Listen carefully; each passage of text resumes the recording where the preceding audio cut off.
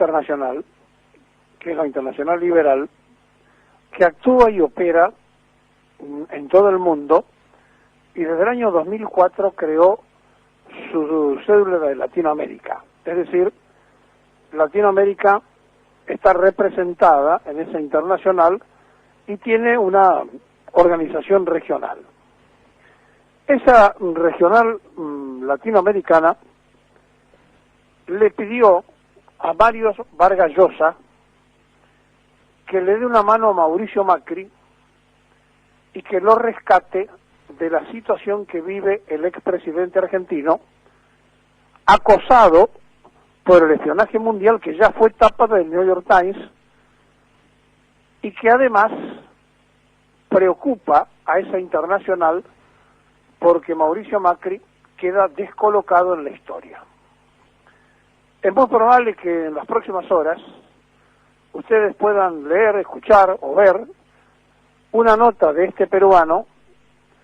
que, al igual que Mauricio Macri, Vargas Llosa, tiene dos nacionalidades, porque este hombre, que nació en Perú, es ciudadano español,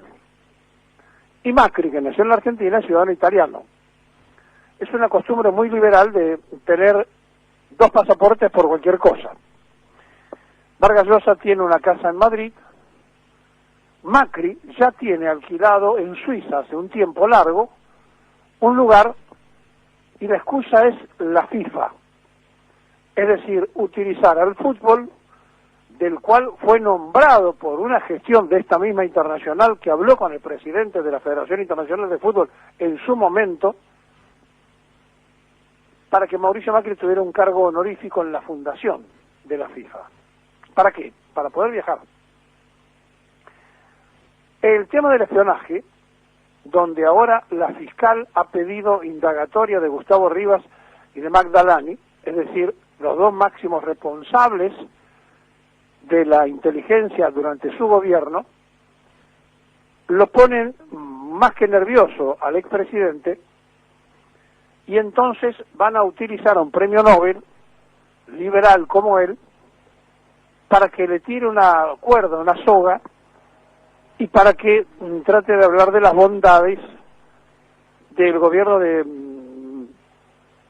Cambiemos, y seguramente en contra del populismo, tal cual es costumbre de este peruano, que no sabemos si está en Lima o está en Madrid, porque suele alternar su vivienda. Jorge Mario Pedro Vargas Llosa, así se llama, que tiene 84 años, allá por el año 93 se hizo ciudadano español. Y este internacional de los liberales, que preside Juli Minoves, y que además tiene a Gómez con S, como presidente de la zona latinoamericana, han operado para que en las próximas horas el mundo, pero esencialmente nosotros los argentinos, veamos cómo lo resucitan a Mauricio Macri en un reportaje que no sabemos todavía si será escrito, oral o televisivo, realizado por el peruano español. Y esto viene ocurriendo porque se mueven así los factores de poder internacional, en un momento donde la situación es muy complicada para Macri, en función a esto que ha sido una tradición ya casi en él, que es el de espiar. Recuerden ustedes que llegó a presidente de la República procesado por espionaje. Y vale la pena recordar que en esta indagatoria no solamente han pedido que se presenten los dos responsables de la inteligencia, sino el jefe de contraespionaje, el jefe de operaciones especiales, que además pide el procesamiento a la fiscal, y que esperaremos que el nuevo juez de Lomas de Zamora, que ahora tiene la causa, para saber cómo va a operar en función de estos pedidos de indagatoria que han hecho un verdadero temblar ya en toda la sociedad de Cambiemos. Y entonces aparecen los periodistas más inteligentes del diario de la Nación, haciendo exposiciones muy lúcidas para tratar de mezclar la inteligencia y la libertad de prensa, y hacen creerle a la sociedad internacional y a la sociedad mundial, desde siempre, en todo el mundo, que existe la libertad de prensa. Y la verdad, que lo hemos dicho hasta el cansancio, siempre existió la libertad de empresa, no la libertad de prensa. Mire, a tal punto que La Nación y Clarín, con papel prensa, dijeron un día, le vamos a vender papel a los que queremos, y a los que opinan distinto, los dejamos sin papel. Miren si hay libertad de empresa, y no libertad de prensa. Y así podríamos enumerar una enorme cantidad de cosas para destacar de que se hace toda una gran exposición, e incluso algunos de estos periodistas que tomaban con el exministro de Economía whisky por televisión, que embriagaban la noche de Buenos Aires y después el ministro embriagó a los argentinos, pretendiendo demostrar que en los propios Estados Unidos y en plena guerra de Vietnam se protegía por un juez a periodistas que habían difundido documentos privados que no eran favorables al Estado norteamericano, confundiendo la protección de las fuentes de información y haciéndole creer a la sociedad de que hay que recibir información de cualquier lado, y una cosa es proteger la información y otra cosa es ser operativo de las agencias de informaciones. Una cosa es que un periodista reciba información de los servicios y otra cosa es que sea miembro de los servicios. Nos hemos cansado de decir que en la Argentina han existido, existen y existirán gente que son agentes de inteligencia que trabajan de periodistas y periodistas que trabajan para la agencia de inteligencia. Y así como en un tiempo los documentos y las escuchas y las cosas las tiene un sector, cuando cambia la mano política después todo eso pasa y lo tiene otro sector. Pero es evidente también que hay una gran preocupación porque han sido descubiertos. Y lo peor que le puede pasar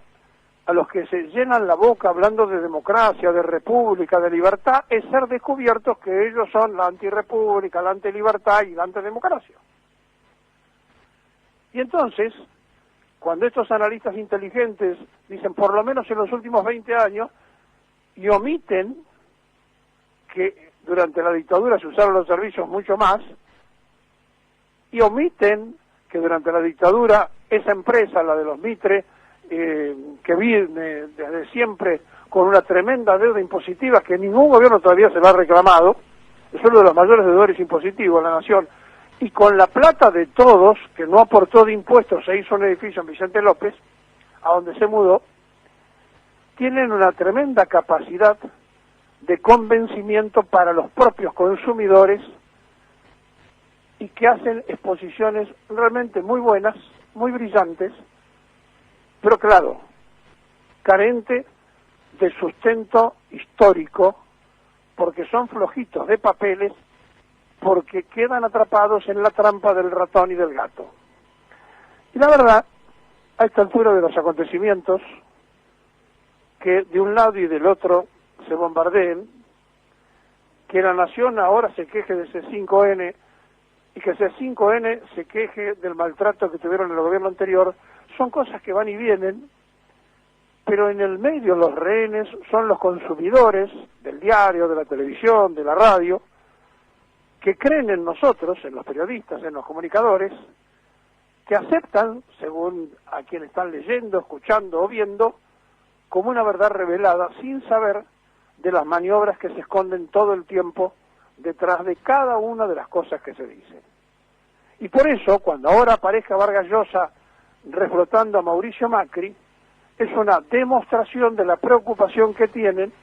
porque están naufragando definitivamente Macri en una interna donde la parte dura, con Macri, Bullrich y demás, Marcos Peña, ha quedado totalmente pedaleando en el desierto ante los que tienen una tarea de gobierno, que son los que consiguieron los votos, que han logrado ser gobernadores, intendentes y lo que fuere, y que ahora pretenden por todos los medios que no sea esto un detonante más para la grieta, porque ellos necesitan convivir con el oficialismo de Fernández, porque son parte de una oposición, pero requieren y necesitan estar en contacto con el oficialismo. En el medio de todo esto, se está negociando una deuda externa que nos va a contar a nosotros unos cuantos millones de dólares más y que no sabemos seriamente de qué forma se piensa estructurar la salida. Ayer el presidente habló con la titular del Fondo Monetario Internacional, seguimos tocando los timbres de la deuda, es decir, otra vez hablamos de ver la forma de que el fondo piense en nosotros, de que haya refinanciación, y eso nos cuesta entonces ceder algo así como unos 16.000 millones de dólares más en la discusión con los que tienen la tenencia de los bonos, y siempre decimos lo mismo, esta es la última oferta, pero ya hicimos 4, como ayer decía el columnista económico del programa. Es decir, estamos, mientras nos entretenemos en estas discusiones a que hacemos referencia recién, estamos con otro problema mucho más serio, que es el futuro de los nietos de nuestros nietos, y que tenemos que tener mucho cuidado con lo que se vaya a firmar y con lo que se vaya a hacer. Y como siempre la sensación que uno tiene es que, dale, zafemos y que se arregle el que sigue, alguna vez alguien tiene que decir, paremos la pelota, porque no se puede seguir en esta continuidad de vivir prestado sin encontrar una solución de producir nosotros los dólares imprescindibles y necesarios que se logran de dos maneras. Una,